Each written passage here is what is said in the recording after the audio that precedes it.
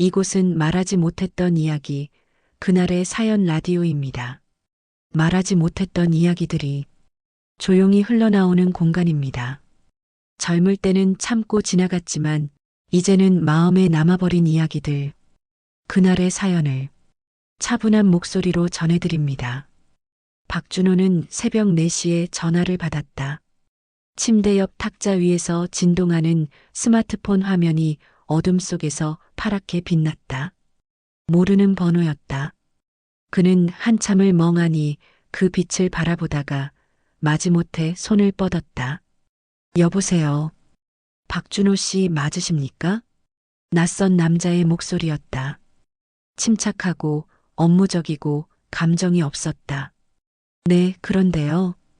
고인이 되신 박철수 씨의 아드님이신가요? 그 순간 준호의 머릿속이 하얗게 비었다. 아버지. 그 단어가 입안에서 맴돌았지만 소리로 나오지 않았다. 그는 그저 네라고만 대답했다. 목소리는 생각보다 담담했다. 장례식장 주소 문자로 보내드리겠습니다. 조문은 오늘 오전 9시부터 받습니다. 전화가 끊겼다. 준호는 한동안 천장을 바라봤다. 옆에서 아내가 뒤척였지만 깨지 않았다.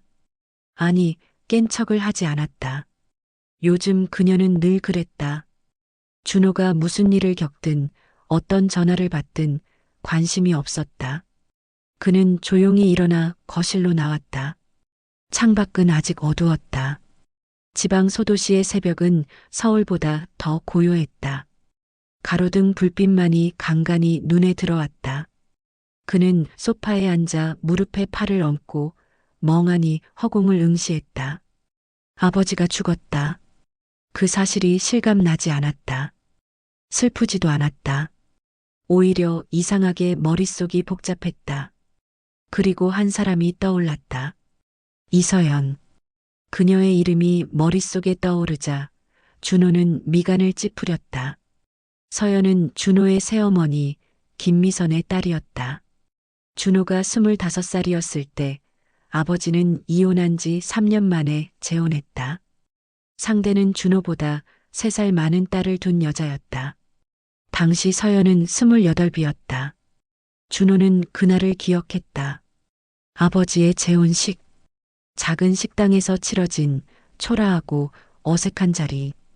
준호는 구석에 앉아 아무 말도 하지 않았다. 그리고 그때 처음 서연을 봤다. 그녀는 검은색 원피스를 입고 있었다. 머리는 어깨까지 내려왔고 화장은 거의 하지 않은 듯 담백했다. 그런데 묘하게 시선이 갔다. 그녀의 눈빛이 유난히 또렷했기 때문이었다. 안녕하세요. 이서연이에요. 그녀가 먼저 인사를 건넸다. 목소리는 낮고 차분했다. 준호는 고개만 끄덕였다. 악수도 하지 않았다. 저도 이런 자리 처음이라 어색하네요. 서연이 작게 웃었다. 하지만 준호는 대꾸하지 않았다. 그는 그저 그녀를 스쳐 지나갔다. 그날 이후로 둘은 거의 말을 섞지 않았다. 아버지의 집에 들를 일도 없었고 명절에도 준호는 핑계를 대고 가지 않았다. 서연도 마찬가지였다. 그녀 역시 어머니와 거리를 두며 살았다. 그렇게 20년이 흘렀다. 그리고 이제 아버지의 장례식장에서 다시 만나게 될 것이었다.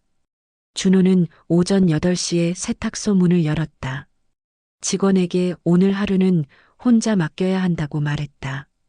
그녀는 고개를 끄덕였지만 걱정스러운 눈빛이었다. 사장님, 괜찮으세요? 응, 괜찮아. 준호는 짧게 대답하고 차에 올랐다. 장례식장까지는 차로 2시간 거리였다. 그는 내비게이션을 켜고 핸들을 잡았다. 라디오는 켜지 않았다. 그는 침묵 속에서 운전하는 게 익숙했다. 고속도로를 달리는 동안 준호는 계속 생각했다. 서연은 어떤 모습일까? 20년 만에 보는 그녀는 얼마나 변했을까? 그리고 그녀는 자신을 어떻게 대할까? 준호는 손가락으로 핸들을 두드렸다. 알 수 없는 긴장감이 가슴속에서 꿈틀거렸다. 장례식장은 생각보다 한산했다. 준호가 도착했을 때는 오전 10시였다. 입구에는 고 박철수라고 적힌 현수막이 걸려 있었다. 그는 잠시 그 글씨를 바라보다가 안으로 들어갔다. 빈소는 2층이었다. 복도를 걷는 동안 준호는 검은 양복 차림의 사람들과 스쳐 지나갔다. 대부분 아버지의 직장 동료들인 듯했다. 아무도 그를 알아보지 못했다.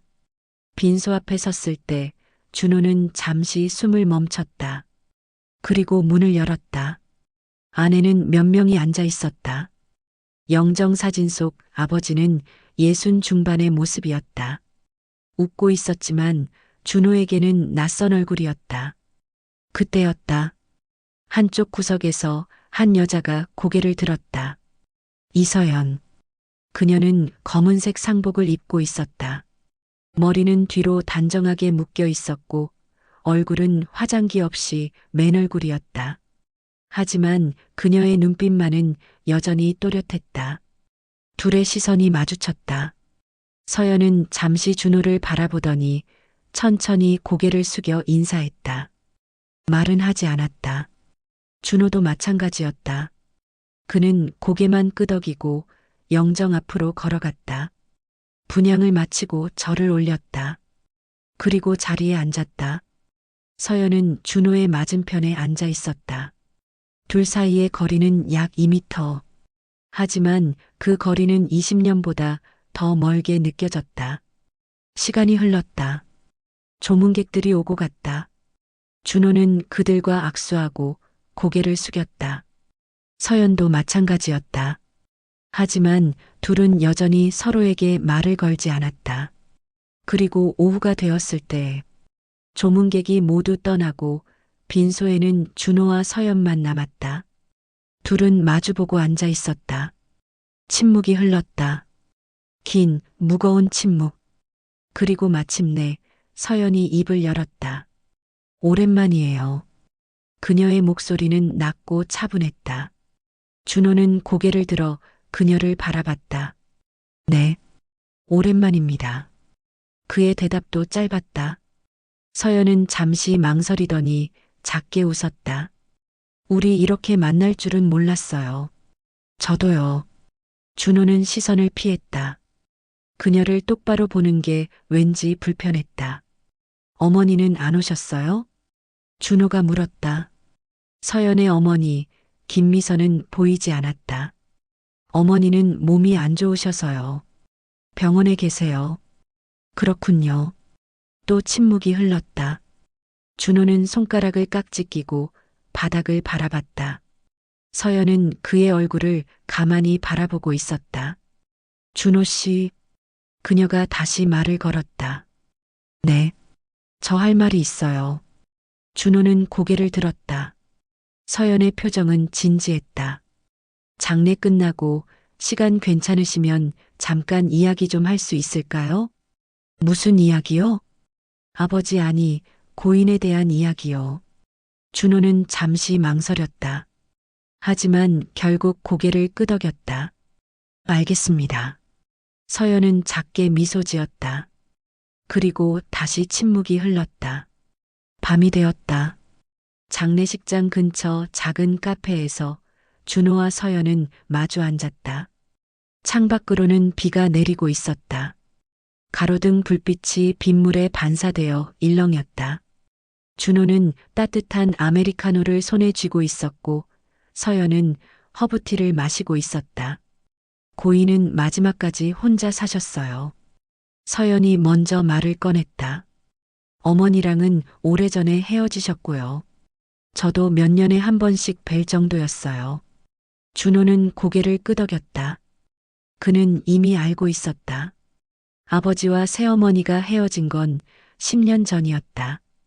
외로우셨을 거예요. 서연이 작게 중얼거렸다.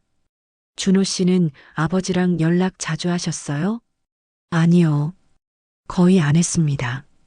준호는 솔직하게 대답했다.